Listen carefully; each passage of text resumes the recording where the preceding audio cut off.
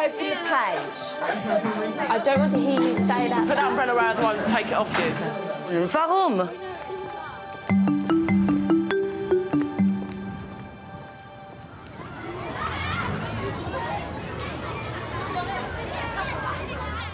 John Bailey's on his second day at Grange Middle School in Harrow, working with Deputy Head Barbara Lee. Barbara's performance managing Kristin Patterson from Canada, who's in her second year at the school. What's the last one? Okay. One of Kristin's targets is to set a brisk pace to lessons, with pupils actively engaged. What did we talk about last lesson? What did we learn last lesson? What did we talk about? It's a Year 5 science lesson on evaporation. What goes? Can we use a bit more scientific? Evaporates. What evaporates? The water, the liquid. Good, the liquid. So last lesson, what we did was we talked about sort of what we're going to do to set up for our investigation today. So if I could turn your heads to the backboard there. Okay, these are our learning objectives for today. Okay, the first one is to set up a FAIR test. The second one is to make careful measurements. What does that mean, making careful measurements? Nazat? Making sure you don't do any mistakes, otherwise you won't be able to know what the right result is. Fantastic, and I love that you use one of our key vocabulary. I thought that there was a prompt start. Children engaged straight away. She was very, very positive within the class. It was very, very skillfully done. Kira, what do you think a prediction is? A prediction is like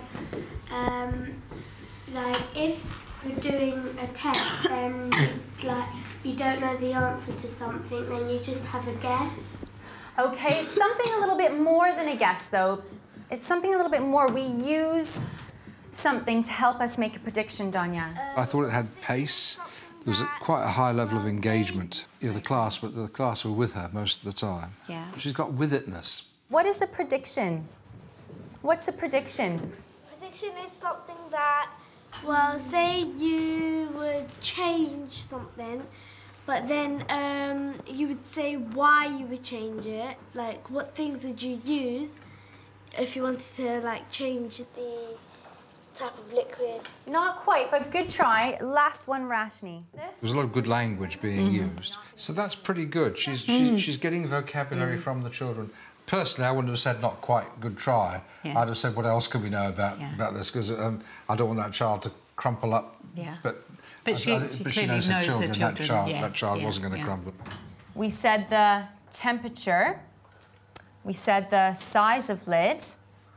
We said the amount of liquid. I think we actually got them all. And we said the light. What's going to go down here? The planning grid was nice and clear. I thought the use of the whiteboard was excellent, because it was up there, wasn't it? She's an IT supremo, isn't she? Yes. Yeah, the way things fold and unfold and all that. Yeah, that was a real strength. So, what you're going to do, Matilita, is I want you... The school's been working hard to improve its use of differentiation, another of Kristin's targets. She's divided the class into mixed ability groups, hoping pupils will help each other. Okay, another place. So we've got somewhere hot. Yeah. What about me? Smell different.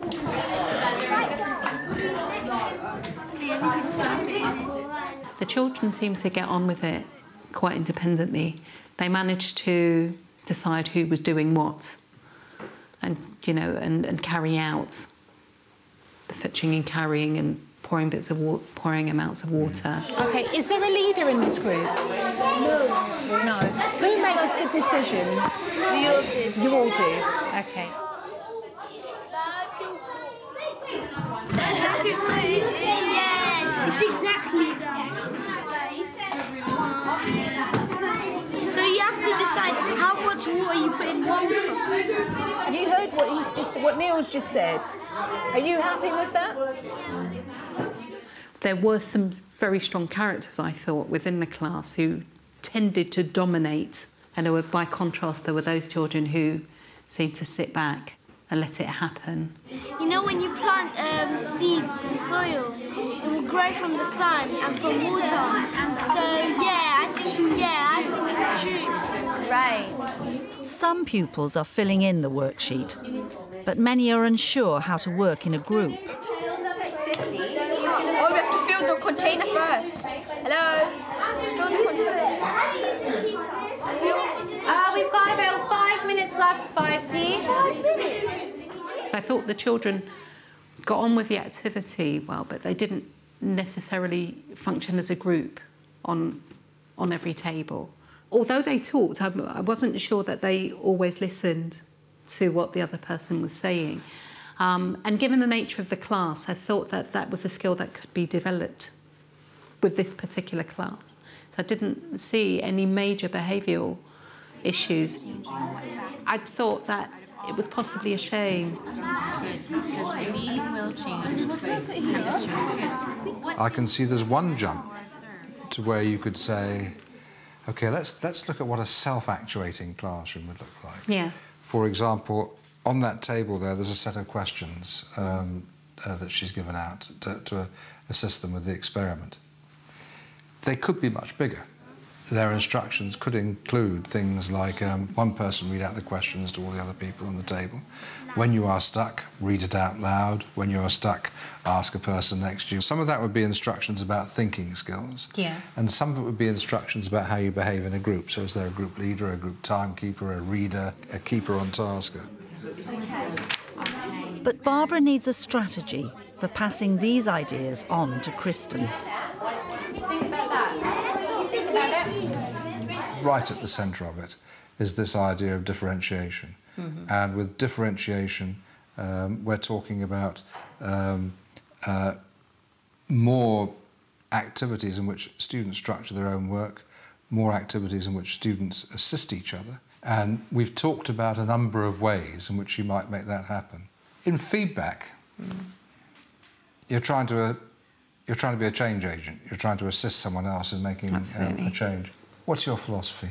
We want to empower the teachers, and we believe that there are skills that teachers have that they don't necessarily know that they have. And so our role is to facilitate that learning, as opposed to, right, this is what you're going to do.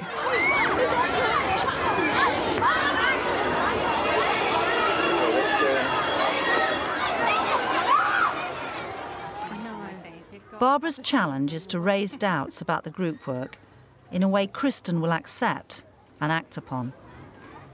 Oh, she did that. John's observing. Generally, I feel good about meeting the targets that were actually set for me. I would agree with you. I thought there was definitely a brisk pace. I thought the children were certainly actively engaged. They seemed to really enjoy what they were doing. There were lots of high points within the lesson, and in any observation, as you, I'm sure, know, there are obviously going to be the bits that I think were good and how we can move on, because it's about development. And I spent time looking at, right, what would be the next steps. And for that reason, I've put this thing together, because on John's advice, Barbara's brought in a written framework to help Kristen improve.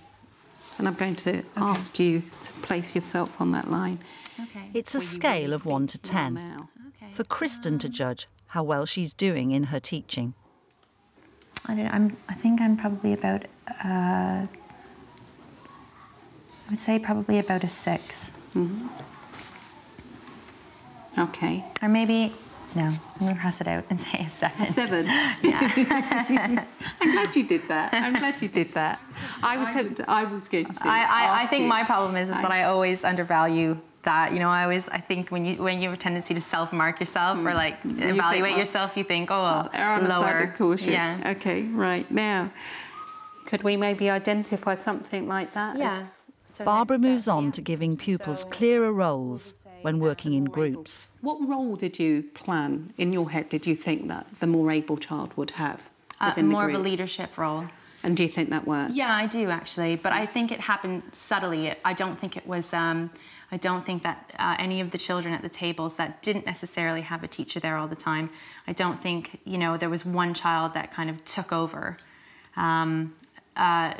you know, I think most children kind of work together, and when, you know, some organization needed to be done, I think that the child that was kind of more of the leader at the table just took that natural role.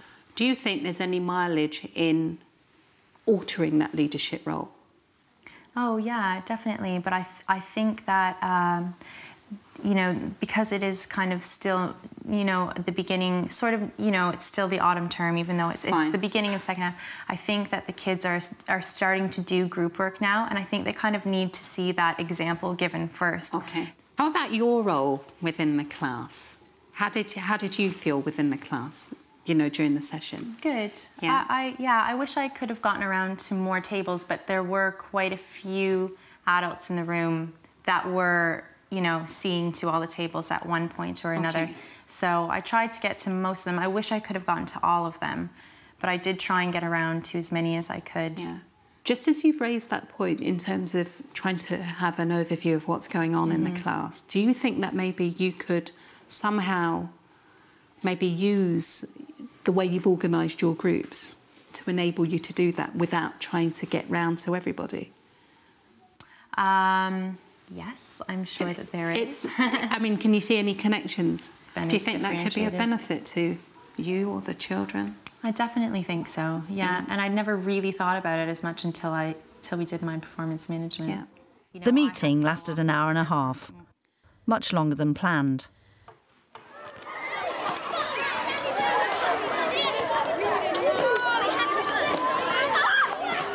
And John brings up the time issue. Kristen found this framework useful. Took a long time, didn't it? It did. My kind of my feeling about that is it would have been quicker if the framework had been known about and shared. Yes. Beforehand. I agree. I could have possibly left that with her a little while before. I could have given it to her over lunch, perhaps. It was quite interesting that here we are, performance management feedback. Teacher comes into the room and you say, where do you want to be? Where are you now? What have we learned from this lesson? And she says, well, I hadn't really thought about that, and I'm a bit too negative. I wonder how typical that is and how important it is to give people a framework beforehand. This is what's going to happen. These are the ideas you need to prepare. I think in terms of the time it takes, it would shorten the amount of time that's spent on it, partly because they've got to get up to speed and they've got to do the thinking while you're there. It'll probably be more accurate in terms of reflecting how they feel, because then they, can take some time over, for example, putting themselves on this line and maybe changing their mind before they see you. And what has this made you think about the school target of differentiation? There's possibly some directing to do, but it doesn't have to be done necessarily on an individual basis. That we can do some school collaboration. We could use maybe some staff meeting time in putting things together, but it certainly won't be coming from top down. It'll be something that we will get together on.